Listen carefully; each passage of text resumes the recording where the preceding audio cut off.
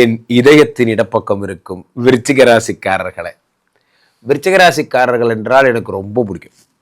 உலகத்தில் யார் யாரெல்லாம் விருச்சிக ராசிக்காரர்களோ அவர்களெல்லாம் எங்கிட்ட தான் ஜாதகம் பார்க்கணும். என் அன்பு ஒரு 20-30 வருஷமாக உங்களை நான் பார்த்துட்ருக்கேன். சும்மாலாம் கிடையாது. ஒரு ஃபேமிலி டாக்டர் மாதிரி நான் உங்களுக்கு. ஸோ உங்கள் வாழ்க்கையில் என்ன நடக்கும், என்னெல்லாம் உங்களுக்கு பிரச்சனை வந்தது எல்லாம் A to Z. நாளுக்கு அப்புறம் ஆஹா ஓஹோன்னு இருப்பீங்க. பிப்ரவரி இந்த 16 தேதிக்கு அப்புறம் செவ்வாய் பகவான் 4ஆம் இடத்திற்கு போய், இப்போ நான் சொன்னேன்ல ஊரே 3ஆம் இடத்துல இருக்குன்னு, ஊரே 4ஆம் இடத்துல போயிடும். ஸோ உங்கள் கணவரை சந்தேகப்படாதீங்க, மனைவியார் சந்தேகப்படாதீங்க. உயர்ந்த கௌரவமான உறவு என்றால் என்ன அப்படின்னா, இந்த ராகு கிட்ட சிக்கிக்காமல் நீங்கள் வாழ்கிறது தான். உலகெங்கிலும் இருக்கும் ஆன்மீக பரிகார நேயர்கள் அனைவருக்கும் வணக்கம். நான் உங்கள் ராம்ஜி. என் இதயத்தின் இடப்பக்கம் இருக்கும் விருச்சிக ராசிக்காரர்களை. விருச்சிக ராசிக்காரர்கள் என்றால் எனக்கு ரொம்ப பிடிக்கும். உலகத்தில் யார் யாரெல்லாம் விருச்சிக ராசிக்காரர்களோ அவர்களெல்லாம் எங்கிட்ட தான் ஜாதகம் பார்க்கணும். என் அன்பு கோரிக்கை. காரணம், ஒரு 20-30 வருஷமாக உங்களை நான் பார்த்துட்ருக்கேன். சும்மாலாம் கிடையாது. ஒரு ஃபேமிலி டாக்டர் மாதிரி நான் உங்களுக்கு. ஸோ உங்கள் வாழ்க்கையில் என்ன நடக்கும், என்னெல்லாம் உங்களுக்கு பிரச்சனை வந்தது எல்லாம் A to Z எனக்கு தெரியும். விருச்சிக ராசிக்காரர்களுக்கு இன்றேனும் வாழ்வு திரும்புமா, இந்த தை மாதத்துக்கு அப்புறமாவது வாழ்க்கை நல்லா இருக்குமா, விழி கிடைக்குமா, இந்த வழி கிடைக்குமா, அந்த மாதிரி தான். அடையா குருஜி நீங்கள் வேறு கேட்குறீங்க, என்னத்தை வாழ்கிறதுனே தெரில. என் நண்பர் மனோ மலேசியாவிலேருந்து சொல்கிறார், விருச்சிக ராசிக்காரர்களுக்கு தொடர்ந்து திடீர்னு ஒரு விபத்து போன்ற விஷயங்கள்லாம் ஏற்பட்டது. நிறைய பேர் விருச்சிக ராசிக்காரர்களை சமீபத்தில் பார்க்க ரொம்ப டிஸ்ட்ராக்ட் ஆகிருக்கீங்க, ரொம்ப மென்டல் டிப்ரெஷனில் இருக்கீங்க. என்ன காரணம்? நல்லா தான் போயிட்டு இருந்தது வாழ்க்கை. திடீர்னு எங்கே மனசு ஒரு நிலையில் இல்லை, மனம் ஒரு நிலையில் இல்லை. அதான் அதுக்கு என்ன காரணம்? ஒரே ரீசன் என்ன அப்படின்னா, இந்த கரண்ட்டு போன மாதிரி போங்க நிலைமை. விருச்சிக ராசிக்காரர்கள் வீட்டில் கரண்ட்டு போன மாதிரி நிலைமை. எல்லா கிரகங்களும் 3ஆம் இடத்தில் மறைஞ்சு விட்டால் ஒருத்தன் என்ன தான் செய்வான்? சூரியன் என்னடானா 3ஆம் வீட்டில் இருக்காரு, சுக்கிரன் என்னடானா 3ஆம் வீட்டில் இருக்காரு, இந்த ஆள் புதன் என்னடானா 3ஆம் வீட்டில் இருக்காரு, செவ்வாய் என்னடானா 3ஆம் வீட்டில் இருக்காரு. எல்லாரும் 3ஆம் வீட்டில். என்ன பண்ணுறீங்க 3ஆம் வீட்டில் அப்படின்னா, எல்லாரும் போய் 3ஆம் வீட்டில் மறைஞ்சிட்டாங்க. விருச்சிக ராசிக்காரர்களுக்கு கடந்த ஒரு 10-15 நாட்கள், இப்போ தொடர்ந்து தை மாதம் ஃபுல்லாகவே இதுக்கு மீட்சி எப்போ கிடைக்குன்னா, பிப்ரவரி 15ஆம் தேதிக்கு அப்புறம் தான் உங்களுக்கு மீட்சியே கிடைக்கும். அது வரைக்கும் ஒரு 20 நாள் 30 நாள் நீங்கள் எடுக்கின்ற முடிவுகள் ரொம்ப ஜாக்கிரதையாக இருக்கணும். முக்கியமாக குடும்பத்தில் பிரச்சனை வரும். விருச்சிக ராசிக்காரர்கள் உள்ளபடியே நெஞ்சில் கை வச்சு சொல்லுங்கள், தம்பதிகளுக்குள்ள பிரச்சனைகள் வரும். கணவன் மனைவி உறவுக்குள்ளே டைவர்ஸுன்னே போயிட்டுருக்கும். காரணம், 4ஆம் இடத்துல இருக்கக்கூடிய ராகு தேவையில்லாத பழைய பிரச்சனைகள்லாம் நோண்டி எடுத்து, பழைய காதலி பழைய பாக்கி இருக்குதா, பையன் மனசு துடிக்குதா, அந்த மாதிரி தான் பழைய பாக்கியெல்லாம் வரும்.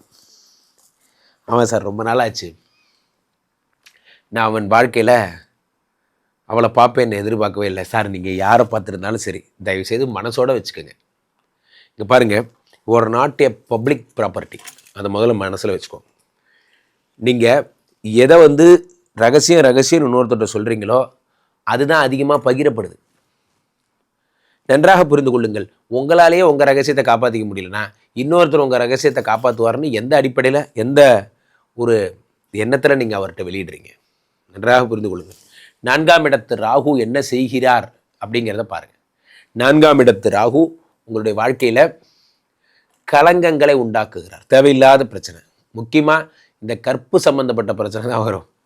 இதை சொன்னால் நிறைய விருச்சிக ராசிக்காரர்கள், நம்ம நண்பர் மனோ மலேசியா மாதிரி என்ன சொல்கிறார், அப்படியா குருஜி, தேங்க்யூ குருஜி, கற்பில் தானே பிரச்சனை, ஓகே கமான் விருச்சிக ராசி, கமான் ராகு கமான், ரொம்ப நாளாக நான் ஃப்ரீயாக தான் இருக்கேன், டோன்ட் டேக் திங்ஸ் ஈஸிலி. ரொம்ப பெரிய பிரச்சனை. கணவனாக இருந்தால் மனைவி கிட்ட ஜாக்கிரதையாக இருங்க, மனைவியாக இருந்தால் கணவர்கிட்ட ஜாக்கிரதையாக இருங்க. என்ன நைட்டானா உன் ஃபோன் எப்போ பார்த்தாலும் ஆன்லைன்லேயே இருக்குது, யார் கூட தான் பேசிகிட்டு இருக்கேன்? நான் காதால் கேட்ட சம்பவம், கண்ணால் பார்த்த சம்பவம். விருச்சிக ராசிக்காரர்கள் வாழ்க்கையில் இந்த மாதிரியே சொல்கிறாங்க.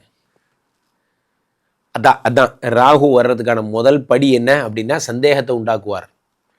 சந்தேகம் என்பது ஒரு விரிசலை போல, அந்த சந்தேகம் பெருசாகும்போது ஒரு செவிரே இடிஞ்சு விழுந்துடும். நன்றாக புரிந்து கொள்ளுங்கள். ராகுங்கிறது ஒரு ஸ்னேக்கு. உங்கள் வாழ்க்கை ஒருத்தரை நான் ஒருத்தரன்னு சொல்லலைங்க, விருச்சிக ராசிக்காரர்கள் எல்லாருக்கும் ஒன்று சொல்கிறேன். உங்களுக்கு பிப்ரவரி 4க்கு அப்புறம் ஆஹா ஓஹோன்னு இருப்பீங்க. பிப்ரவரி இந்த 16 தேதிக்கு அப்புறம் செவ்வாய் பகவான் 4ஆம் இடத்திற்கு போய், இப்போ நான் சொன்னேன்ல ஊரே 3ஆம் இடத்துல இருக்குன்னு, ஊரே 4ஆம் இடத்துக்கு போயிடும், இங்கே கும்பத்துக்கு போயிடும். போனதுக்கப்புறம் உங்களை அடிச்சுக்க ஆள் கிடையாது, அவ்வளோ பெரிய ஆளாயிடுவீங்க. ஆனால் அது வரைக்கும் போராட்டம் தான். இப்போ என்ன ஒரு விஷயம் புரிஞ்சு கொள்ள வேண்டியதுன்னா, இந்த நிலைமையில் நான் என்ன செய்யறது? ஒருவரை இப்போ நான் காயம் இருக்கார், ஒரு உள்ளபடியே நான் நேசிக்க துவங்கிவிட்டால் யார் சொல்வதையும் நம்பாதீர்கள். இதை நிறைய பேருக்கு நான் சொல்கிறேன், இந்த வீடியோ மூலிமா நிறைய பேருக்கு நான் சொல்லிக்க விரும்புகிறேன். ஒருவரை உள்ளபடியே நீங்கள் நேசிக்க துவங்கிய பிறகு அவரை குறித்து யார் என்ன சொன்னாலும் கேட்காதீர்கள். அது அந்த அந்த நீங்கள் காட்டின அன்புக்கு அவமானம், அசிங்கம். அதை புரிந்து கொள்ளுங்கள். ஒன்றும் நேசிக்காதீங்க. நேசிச்சிட்டிங்கன்னா மற்றவங்க சொல்கிறது கேட்காதீங்க. ஆமாம், நான் நேசிக்கிறது ஒரு சாதாரண ஆளை தான் அப்படின்னா கூட பரவாயில்ல, நீங்கள் நேசிச்சிட்டிங்கல்ல, அதுக்கு உண்மையாக இருங்க, அவ்வளோதான். உண்மையாக இருக்கிறதுனா மற்றவங்க சொல்கிறத கண்டுக்காமல் இருக்கிறது. நீங்கள் இந்த பேட்டைக்காரன் படம் பார்த்தீங்கன்னா உங்களுக்கு தெரியும், இந்த படம் வரும் பாருங்கள், ஆடுகளம் சீன் படத்தில் இந்த தனுஷோடைய வாத்தியார் அவர் தான் அவனுக்கு சொல்லிக் கொடுப்பார் சேவை சண்டைலாம். அவர் என்ன பண்ணுவார், அந்த பொண்ணுக்கிட்ட அவ்வளோ தூரம் சொல்லுவார். இந்த மாதிரி அவரோட மனைவியை பற்றியே தப்பாக சொல்லுவார் அந்த படத்தில். அந்த சீனில் அந்த ஹீரோயின் என்ன சொல்லுவார், தனுஷ்கிட்ட சொல்லுவா, இங்கே பாரு, இனிமேல் இந்த பேட்டைக்காரனை நம்பாதுன்னு சொல்லுவா. என்ன சொல்லுவா, இவ்வளோ நேரம் அந்த ஆள் பேசுனது எதுவுமே கேட்டிருக்க மாட்டா, இனிமேல் இவர் பேசுறது கேட்காதுன்னு சொல்லுவா. That is the love, that is the real love. Love is nothing but ஒருவேளை நேசிக்க துவங்கிய பிறகு மற்றவர் சொல்வதை கேட்காமல் இருக்கிறது தான் காதல். ஸோ உங்கள் கணவரை சந்தேகப்படாதீங்க, மனைவியார் சந்தேகப்படாதீங்க.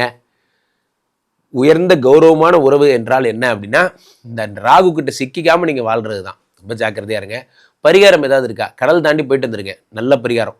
ஒரு ட்ரிப்பை ஒரு ஃபாரின் போயிட்டு வந்துருங்க, ஒரு மலேசியாவோ ஒரு சிங்கப்பூரோ அல்லது இங்கேருந்து ஒரு அந்தமான் நிக்கோபார் தீவுகளுக்கு போனாலும் சரி, அல்லது ஏதோ ஒன்று போங்க, கடலை தாண்டிட்டு வந்துட்டா பெஸ்ட்டு. அப்படி இல்லைன்னா திருநாகேஸ்வரம் போங்க, திருப்பாம்புபுரம் போங்க, திருவேற்காடு கருமாரியம்மனை கும்பிடுங்க, ராகு கால்லையே விழுந்து கிடங்க. டைவர்ஸ் கொடுக்காம விடமாட்டான். விருச்சிகராசிக்காரர்கள் எழுதி வைத்துக்கோங்க, இந்த டிசம்பர் 6க்குள்ளே டைவர்ஸில் கையெழுத்து போடாமல் விடமாட்டான். ஸோ அப்போ ரொம்ப ஜாக்கிரதையாக இருங்க. கணவன் மனைவி உறவுக்குள்ளே பாதுகாப்பாக இருங்கள். ஆக தை மாதம் பிறந்த பிறகு ஒரு மாதத்துக்கு உங்களுக்கு ரெஸ்ட்டு. உங்களுடைய ஓட்டமெல்லாம் பிப்ரவரி 15க்கு அப்புறம் தான். இப்போ நீங்கள் என்ன செய்யணும்? ஒன்றும் செய்யக்கூடாது, பெய்யாமல் இருக்கணும், ஒன்றும் செய்யக்கூடாது, அமைதியாக இருக்கணும். யாராவது எதாவது சொன்னால் கூட அமைதியாக இருக்கணும், எதுவும் பேசக்கூடாது, அமைதியாக இருங்க, அமைதியாக இருங்க. முதல்ல ஃபேமிலியோடு இருங்க, ஃபேமிலி விட்டு டிட்டாச் ஆகிருக்காதீங்க, பெரிய ப்ராப்ளத்தை ஃபேஸ் பண்ணுவீங்க. கீழே போயிட்டு இருக்க இந்த 2 நம்பரை கூப்பிடுங்க, உங்களுடைய சொந்த ஜாதகத்தை பார்த்து கொள்ளுங்கள். உலக புகழ் வாய்ந்த நமது விஸ்வரூப விஷ்ணுமாயா எழுந்தருளி இருக்கக்கூடிய புனிதமான இந்த ஸ்ரீமடத்திலே தினசரி நடக்கின்ற விஷ்ணுமாயா ஹோமங்களில் கலந்து கொள்ளுங்கள். மீண்டும் ஒரு நல்ல பதிவில் சந்திப்போம். நன்றி, வணக்கம். இங்கே ஸ்தாபிதம் செய்யப்படுகிறார் விஷ்ணுமாயா. அது தமிழ்நாட்டில் இங்கே போரூர் கார்டன் ஃபேஸ்ட் உள்ள ஸ்ரீமடத்தில் மட்டும்தான் இருக்கிறது. வேற எங்கேயும் இவருக்கு ஆலயங்கள் கிடையாது. நம்மளுடைய வேலை இல்லை, குழந்தை இல்லை, நமக்குடைய எதிர்காலம் கேள்விக்குறியாக இருக்குது, கள்ளத்தொடர்பு, ஏமாற்றம், துரோகம் போன்ற பிரச்சனைகளுக்காக ஸ்பெசிஃபிக்காக பண்ணுற ஒரு ஹோமம்.